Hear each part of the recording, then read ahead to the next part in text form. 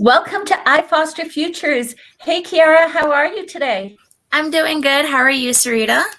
I'm doing awesome. I am so excited. Today we are interviewing one of our own, one of the iFoster family, Devin Alexander. She's a celebrity chef and a healthy eating guru, but most iFoster peeps know her because she was our resident Pop-Tart Holiday House instructor this past December. So thanks to Devin, over 800 foster children from across the country got to enjoy some holiday fun during COVID lockdown this last December, making holiday houses. Do you remember that, Keira? I totally remember the whole activities that we did under the pandemic on the holidays were amazing, and it was so good and happy. Just exciting that Devin Alexander was there.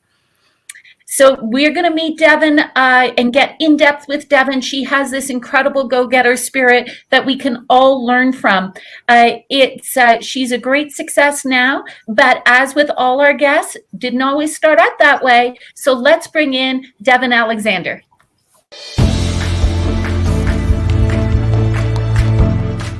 We're talking about Devin Alexander, columnist for Men's Fitness and Women's Health. You've seen her on GMA, you've seen her on the Today Show. Now you're seeing her here. Devin Alexander. I've been a professional chef for over 20 years, so I'm ready to take you on. America's Chefs on Tour is in Los Angeles, and it's Ladies' Night. This week, America's Chefs on Tour is in San Diego. You see people sort of go, crazy, perky chef girl. But when you get those combinations that win, it's amazing the difference it can make in people's lives. Hi, Devin. It's so nice to be with you today. Oh my God, I'm so honored to be here. Oh, we're just excited to have you here. Devin, you are an incredible celebrity chef, but you know what? Keira and I want to start right at the beginning. Take us back to Reading, Pennsylvania, when you were 15 years old. You're dealing with some issues and some emotional eating. Tell us what that was like. You know, it was really tough. People look at me now and they don't expect that I weighed 200 pounds or that I was picked on brutally when I was a teenager. But I was like your typical teen, super struggling and didn't really see a way out at that time. I, as you said, had a lot of emotional eating issues. I felt like I was trying to diet, but I couldn't get a handle on it. And it was just, I'd go to school and people would make me feel like I was a waste of space because I was overweight. And it was just pretty terrible, honestly. Oh, that's awful. So tell us what did you do about it? Because you are, when we read about you, you are such a go-getter. You set goals and you just go for it. So how did you get out of that? You know, I had big aspirations. I always did my whole life. And I knew that eventually I'd get out of it. But as I said, as I was being picked on in high school, I just felt really stuck. And then when I was trying to go to college, I wanted to be an actress at the time. And I was getting into schools academically, but not for acting. And I'm like, I've got to figure this out. And I did a lot of research and I started going to the library and making over dishes like that actually getting low-fat dishes at the time, like low-fat recipes or low-calorie recipes so that I could try to find foods that I liked that actually tasted good, that would make me stop eating so much of the things I shouldn't be. And then I read that if you cut just 100 calories from your diet per day, on average, you'll lose 10 pounds in a year. And that was this big light bulb that went off, because the thing that I didn't say was that I had 2 Italian grandmothers who I loved cooking with. They taught me how to cook when I was a teeny tiny child. And part of my challenge in losing weight was I loved cooking. I loved eating what I cooked. So when I was able to hear that it was just 100 calories, it was like, wait a second, I don't have to give up everything I love. I don't have to give up all my Italian favorites and my entire heritage. All I have to do is figure out how to make substitutions to make over these meals in a way that I could eat them. And that's what happened. And in the first year, I lost 20 to 30 pounds. And that might not sound like a lot to some people, but if you consider that I was gaining 10 to 15 every year, I basically, by the time I lost the weight, would have been way heavier on the track that I was on. And then I was just trying to be more active. Just and when I say that, it's not even about, you know, going to a gym necessarily. It's just literally being more active. And I will say that one of the things that I learned is mentally, it was so much easier for me to eat well when I was doing some high intensity. For me, I found tennis and fell in love with it. But if I just even have 20 minutes of high intensity tennis drills, I mentally am set up for a clear mind and less cravings. That is so awesome of just having that mindset and stuff. And I am so excited to meet you, by the way. And it looks like you just answered just my question of just how you learn how to cook and how did you figure it out to make those devinly delicious meals and just to make everything just delicious. And just how did you make everything healthy and less calories, just getting back to those foods where people want to eat just like a cheeseburger or just these particular meals that they want to have like almost on the daily. So how did you analyze of making it less calories? Well, when I was definitely desperate, I realized that I could literally so chicken Parmesan was my dish. No matter where I went, what I did, like if I was fine dining or fast food, like even the Burger King chicken Parmesan sandwich, when that was on special or whatever, I would always get that. And so it's like, okay, start with chicken Parmesan. What can I do? Well, the breading isn't the part that you really love anyway. So I was grilling the chicken breast and not deep frying it, not putting all the batter in, not all the oil. And then I was using full fat sauce and full fat cheese back then. And that's how I lost the 20 to 30 pounds, believe it or not. It was just that simple swap, because that's easily a couple hundred calories. And as I said, when I heard that you just cut 100 calories per day, like even if that one dish in the day, I cut 200 from it, that's 20 pounds in a year. Isn't that crazy? It's like, wow, I just needed that simple math equation. That is so awesome. And you know what? Like, you taught me that, like, when I was reading about that, just like 10 pounds in a year, I was like, that sounds really nice right now due to the pandemic, because we've been dealing with it in 2020 just for that whole year. So just imagine us just having that mindset of just losing 100 calories a day and then just ta-da, 10 pounds are done. The pandemic would act like nothing happened. So I need that right now. Well, and to be honest, for me, it was like I was trying the diet mindset where I would be like, okay, I'm starting the diet on Monday. And then, of course, I would need to eat chocolate and cake and pizza and everything that I might miss for the rest of my life. And I think like that, and I was gaining so much weight doing that yo-yo dieting thing. And I think that's a lesson across whatever you want to achieve in life.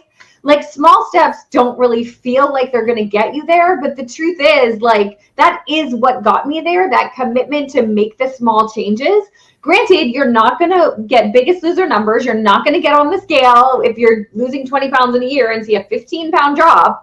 But you get there and you can stay there. And so again, no matter what you're struggling with in life or what your challenges are, just thinking about, okay, what step can I take today that might get me closer to that goal? And that's how you succeed. So when did you realize, like, what you're talking about is so amazing, not just how you figured out cooking healthy, and just 100 calories a day can get you to lose 20 pounds in a year. I mean, that's phenomenal. I mean, but you decided you wanted to be an actress. So did you not see this incredibleness that you had created with this 100 calories a day, and you're creating these great recipes? Was that just something that you did for yourself? And like, when did you decide that this was something you needed to share with the world? So I think like everyone who's really, really struggled, like I can't even tell you how much I struggled. So there's a ton of fear around that even after you achieve your goal. And the truth is, like, I eventually lost 70 pounds. And at the time that I lost that weight, I was most messed up in the head, believe it or not, over it. I did not feel pretty at all. I did not. And I mean by pretty, like even on a scale of me, if that makes sense. Not that I ever aspired to be the most gorgeous girl in the world, but I literally weighed like 120 pounds or 125 pounds, something like that. And I wouldn't go to parties. I wouldn't go places. I would, like, my entire wardrobe would end up on my bed, not feeling good about myself. So I also had to go to therapy over that. So the idea of, cooking for other people and really making that a career, even after I went to culinary school, just because I knew I was good at it. And I was like, oh, I'll make this kind of my side job while other things in life that I really want to pursue, happen. I never really acknowledged that I was a chef, even though I had the certification and everything. So it wasn't until I went to therapy and was like at peace with the fact that this is my body now. I am able to do this. And I should say I was in Overeaters Anonymous, like that's how much I struggled. So eventually, like, I was doing acting and I was realizing that was feeding into my insecurities. Anybody who's ever been in Hollywood knows you're constantly being compared. You show up at an audition, there's 700 girls who are prettier than you, who are smaller than you, who have better teeth, better eyes, better whatever it is than you. And it just was playing into that, like, horrible self-esteem and the fact that I beat myself up so much. So I eventually had a premature midlife crisis in my mid-20s. And decided, and honestly, it was a result of one of my gorgeous girlfriends almost committing suicide because she thought that she was ugly and that she was fat, and she was even smaller than I was. And I was able to see that it was all in her head. And then I was like, wait, what am I doing? And so I made active steps and manifestations and all sorts of stuff to change my opinion of me. One of which was one of the best things that I ever heard in therapy, which will work for anyone, is that you should never talk to yourself in a way that you wouldn't talk to a 4-year-old or a 3-year-old. So I went out and I found the most beautiful ring locket that I could afford. I went downtown LA, like made it a ceremony type thing. And then I put one of my baby pictures of myself in the ring. And so I would see it all the time. Right now, I recommend to clients that you put it on as the screensaver of your phone, but just find the cutest picture of yourself as a kid and then promise never to say anything that you wouldn't say to that adorable person. And the truth is, I have a 3.5-year-old now. And when I want her to do things, I'm not like the way I was to myself. You're fat, you're ugly. She's not. She's gorgeous, by the way. But you know what I mean? If I wanted her to change something, if I wanted her to pick up her things or do something, I wouldn't be like, your room's a pigsty, you're a slob, blah, blah, blah. You just wouldn't. You'd be like, oh, sweetie, let's clean this up together. Oh, let's figure out a system, or let's get a really fun bin to put everything in so you enjoy doing it. Or let's play a fun song. And somehow we as adults let go of that and we talk to ourselves like we're just horrible. So I mean, that's one of the most important keys in success, is to, every time you have a thought that is not furthering your dreams, your goals, your self-esteem, say, nope, not going to do it. And if you struggle as much as I did at one point, I even write down all of my, like for a while, I wrote down all of my fears. I wrote down all of my insecurities, and then I burned them, literally. Like, I'd go to the beach and put them in a giant culinary pot and burn them. And it's like, you are gone. And it's amazing how much that can change. That's awesome, and an amazing story. Speaking of pictures, just throughout all of your goals that you've been going through as becoming a chef, an author, I heard that you use vision boards as making your ideas of what you wanted to do, and you went to vision workshops with a group of your friends and everything, and you just basically put pictures of what to do next, what was your next goal, or just anything. And I think that was just very awesome how vision boards can have an idea of what you want to do, and as long as you pursue it. So how was that of just using the vision board strategy, and what can you say for other youth of using that that idea? So some people may be rolling their eyes and thinking, oh, that's so woo-woo, that doesn't work right. I'm sure there's people out there, you know who you are. So think of it this way. When you decide you're going to buy something or you want something, you suddenly notice that thing. So for instance, if you're in the market to buy a car for the first time, you are suddenly conscious of every car. You're looking at cars. And if you decide you want a certain car, you notice every time that car passes you. But if you're just on the freeway at another time, you're not really noticing the cars. So, and I mean, there's a million other examples, like if there's a certain shirt you want and then you see other girls in it, you really notice it, right? So that's the idea behind vision boards. If you have it somewhere super present that you see it and you remember to continue to look out for that subconsciously, you're closer to finding it. So I also do vision statements where I write in super positive form. And this is the really, really, really hard part about constructing this is you don't ever want to manifest anything negative. So you don't want to say, I want a better wardrobe. You want to say, I want a wardrobe that makes my body shine or something like that. So that every day, or like, I want a job that makes me feel amazing. Or actually, I have a job. You want to do it in I have, but my job makes me feel amazing. I wake up every morning energized. I weigh 100 pounds. Not 100 for me. I'd be, you know, like I weigh 130 pounds. I weigh whatever. So you do it all like that, exactly what you want, and then read that every morning, and it puts you in this amazing mindset. And honestly, I used to do this around dating, and I would get way better dates and have way better time on my date just to go into a date being like, this is what I want. And this is, you know, like he's this and he's that. And we had this amazing conversation about mutual goals and stuff like that. And you just, I mean, you can even see me talking about it. Like you feel energized, you feel like you're shining. So anytime you have a job interview or anything like that, just to know, it also helps you weed things out that you don't want. Like if you know you're looking for a job that has X, Y, and Z, and you're super present in that because you read that 3 minutes before you walked in, and then you hear things that aren't that, it's so much more like, oh, wait, this isn't what I thought, and maybe I should say no to this opportunity and look for the right one. So I love this shining mindset. That's what I'm going to call it, the Devin's shining mindset. So first, get a baby picture of yourself, and I love that it's of yourself, not a cute little picture of my doggy or anything. It's of me, because you want to take care of yourself. You want to treat yourself respectfully, the way you want to be treated. Number 2, burn the bad things. Burn the bad thoughts. Bonfire of the bad thoughts. Number 3. Carefully, be careful. Be careful. Safe controlled burns in California. And then number 3, that you create a vision board of what you want your future goals and aspirations to be. But that doesn't get you all the way there. You need to like step out into the world and open your own doors. So I read that you actually tracked down the someone and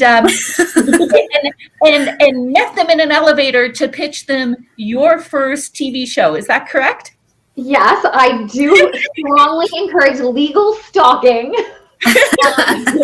Don't cross the line there either. I'm giving all these dangerous behaviors. But no, I mean, I think one of the most important things when you're looking for an opportunity is to remember that someone is looking for you. So many people go into job interviews and feel like they're lucky to get a job. And while we are lucky to get those dream opportunities, if you are genuine-hearted in what you are looking to do and what you are looking to add, you are such an asset to that person on the other side of the table. So that's how you need to go into any sort of meeting.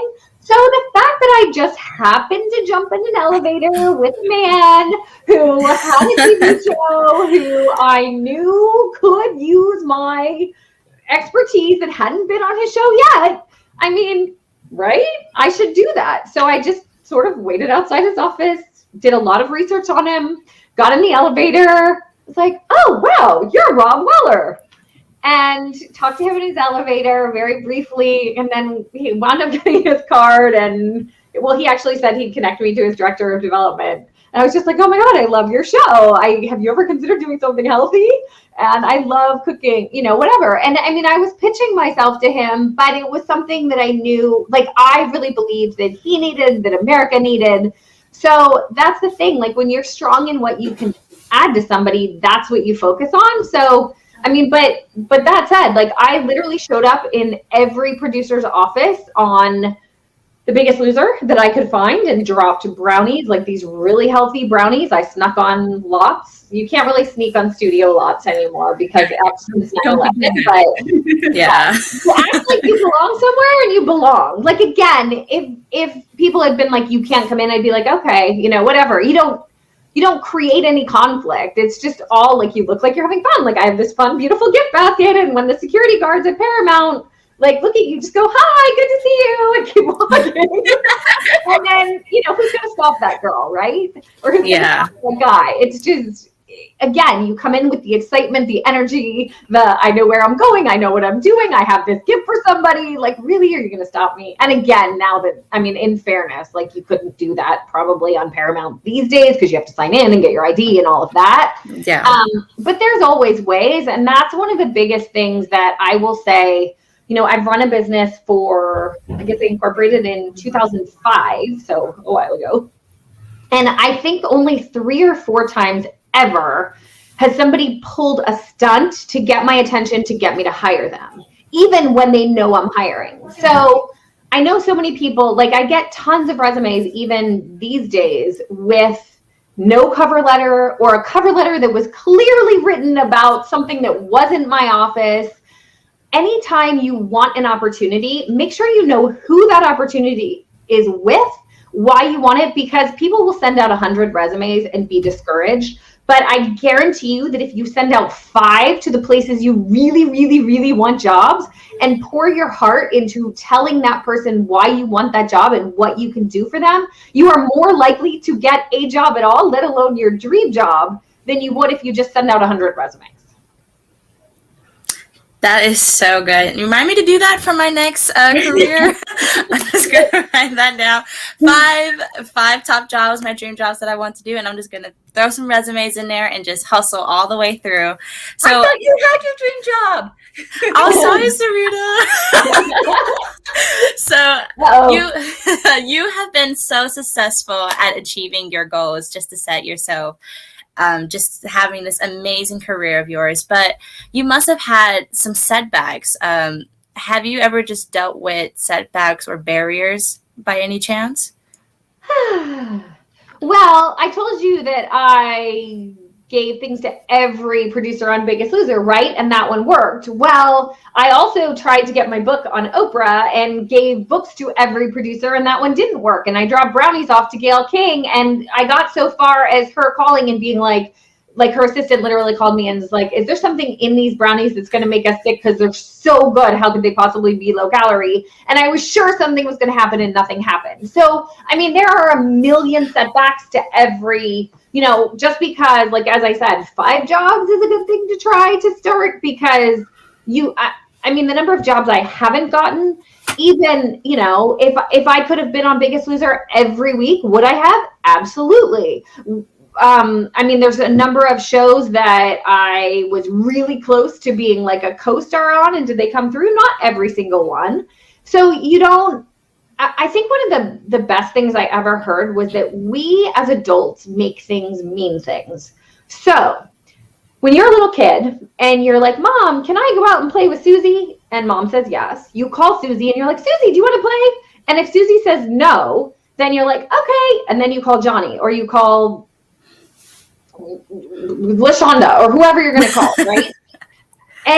But if you're an adult and you call someone and they're like, oh, I'm busy, or, oh, you didn't get the job, we can tend to internalize that. Like, if I didn't get 7 shows, it's like, oh, I'm not going to get a show because I'm not good enough, or, oh, I'm not going to get a show because I'm not right, or, oh, I'm not going to get a show because one person one time told me I was too middle America, and this person told me I was too this and I was too that.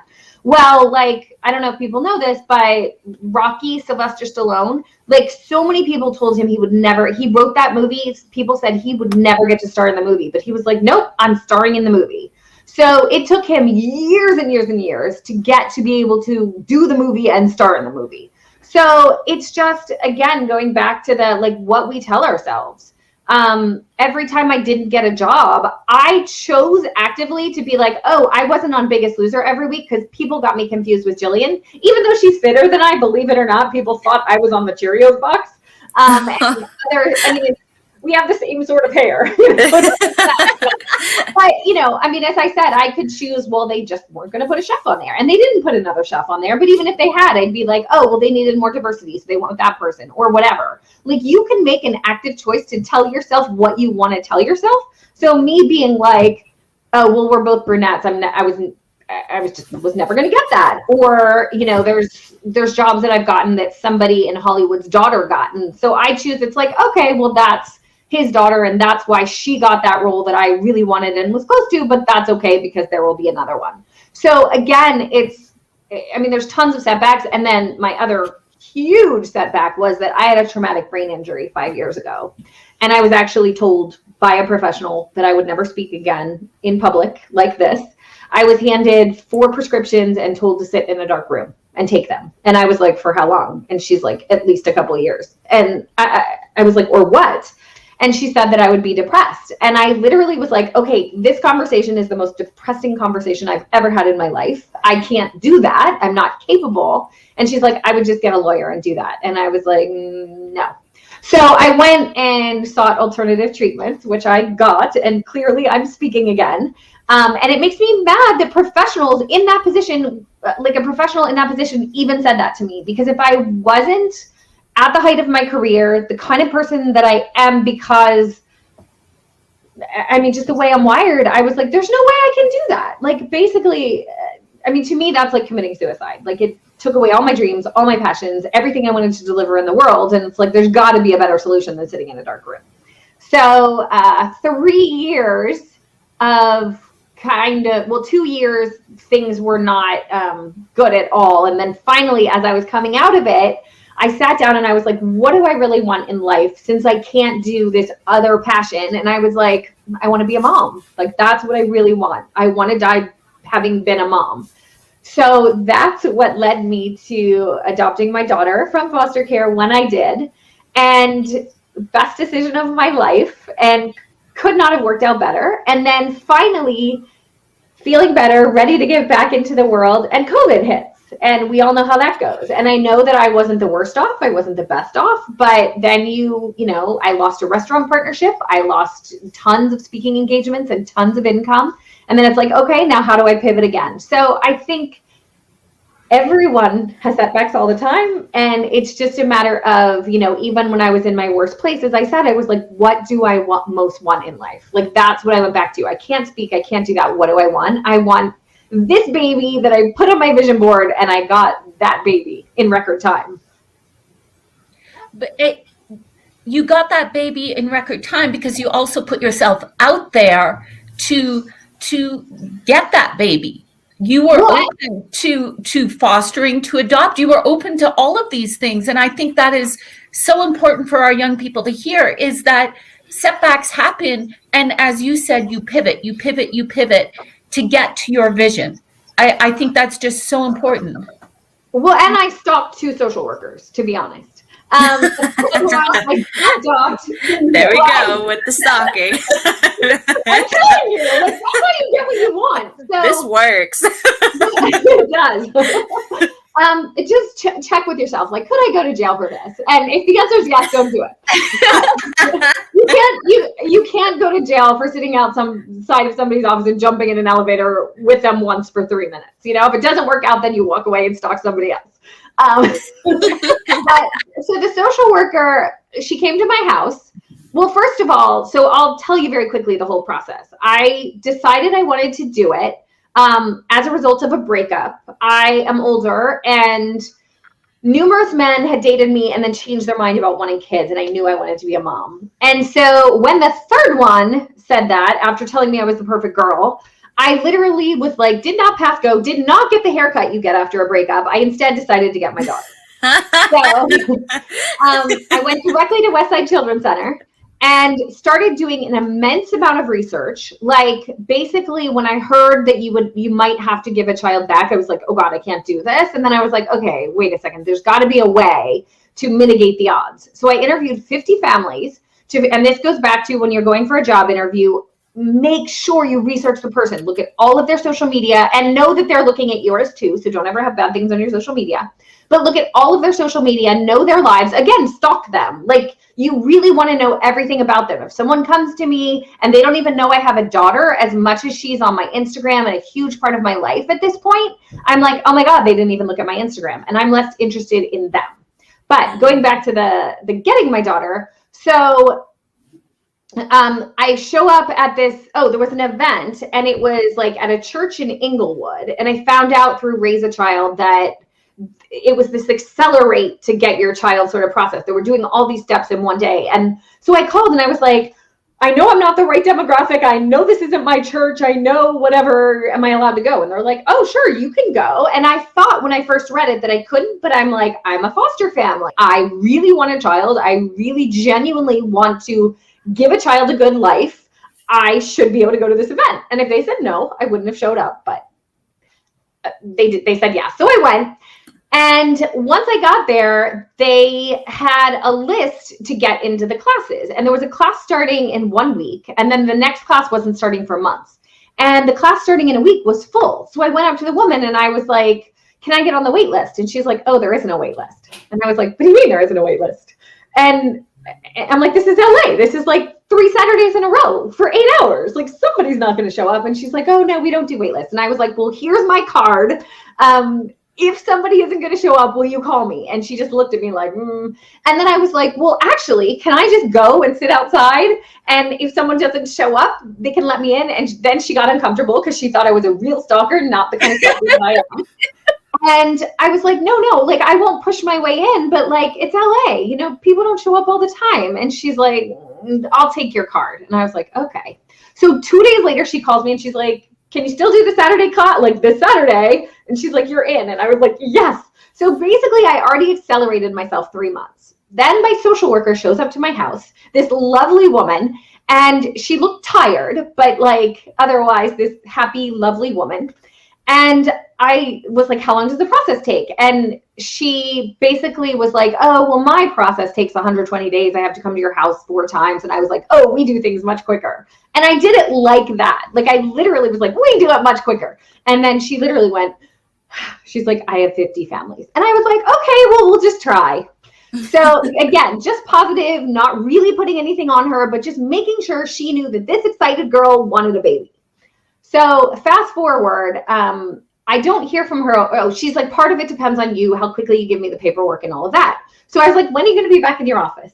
Because it was the day before 4th of July. And I was like, well, she's gone back today. I'm going to do it right now. If she's not going back for a couple of days, I'll get it then. So it's sitting on her desk when she gets back. And then I didn't hear from her for a week. So I literally just sent her a text that said, can't wait to see you again. Woohoo. That's it. No question. No person has ever received that text. What? There has never been a social worker in the history of social workers who ever got a positive text like that. Right. And so it's like, and there was no like, get back to me. There was no pressure on her. It was simply like, remember, I'm this girl who's super excited. I want a baby. And then I sometimes with people, I'll even send a text that just says, squeak, squeak. Like squeaky wheel gets the oil. Like you can't get in trouble for that. Like, some people may roll their eyes at you, but they're not going to put you at a bottom of a list because you're like, oh, okay. You know, she wound up certifying me in like 46 days, I think, something crazy like that. And meanwhile, I had been stalking one of my friend's social workers because he was like, oh my God, she's the nicest person in the world and she knows so much. And if you have any questions and whatever. And there were legit questions that I was asking because I really wanted to understand stuff. And at one point she literally was like, wow, you're a pain. And I was like, oh my God, I'm so sorry. And she's like, oh no. She's like, do you know what that means? And I was like, no. And she's like, if you're advocating this much right now, that means I know that you will advocate for a child and I'm putting you at the top of my list. So long story short, the day before Thanksgiving, the woman sitting next to that social worker who wasn't even my social worker, when there was some big hitch and I wasn't even on the, like I was certified, but I wasn't on the list I was supposed to be on to be eligible to get a baby. This woman heard about this baby and was like, oh my God, I know who wants the description of that baby. And they called me and they're like, can you take her now? And I was like, yes. So I got her in 6 months and 16 days. I shouldn't have even been certified when my dream baby was born, the baby that was on my vision board. So again, it's just trying to put as much positive energy into the world with as much excitement as you can, reminding people of what you want and just going for it is how you know, and then you get your dream jobs. And again, like there's been a million setbacks and a million things that could have stopped me, but I'm still wanting to stop obesity and diabetes and just make an impact on the world. Oh, thank you so much, Devin. This has just been so fantastic. And I love the squeak, squeak. Pro tip. Everyone kind of get stuff from your social workers. Squeak, squeak, and smiley emojis. That's apparently what it does. You don't ask, just send emojis. That'll be great. But Devin, this has been fantastic. It's been so uplifting. I love the idea of vision boards, burning safely burning bad stuff, and putting caring for yourself as you would want your baby self to be cared for. That's just beautiful. But at the same time, being a total go-getter, stalking within legal limits of stalking is fully appropriate. But really, I think the bottom line is what you're saying is really know yourself, know what you want, and then just remind yourself every day that you can get it. Yep. It's fantastic. Thank you, Devin, so much. We so appreciate the time we spent with you today, and so appreciate that you have you rescued a little baby girl and she's now yours, and we're just so thrilled about that. So thank you very much, and to everybody who's watching today, remember Devin Alexander, you can go to our website and learn all those healthy recipes as well as everything that she knows about vision boards and everything that you heard here today. You can start your healthy life too if you go visit Devin at her website, devinalexander.com. And remember always, iFoster's here for you. We're here to help you as you start your careers and building your core job skills. You can join our jobs program and always meet us at iFoster.org or give us a call, and we're there to support you as you become successful, independent adults and as successful as Devin. Thanks so much, Keira, and thanks to everybody else. Have a great, wonderful day.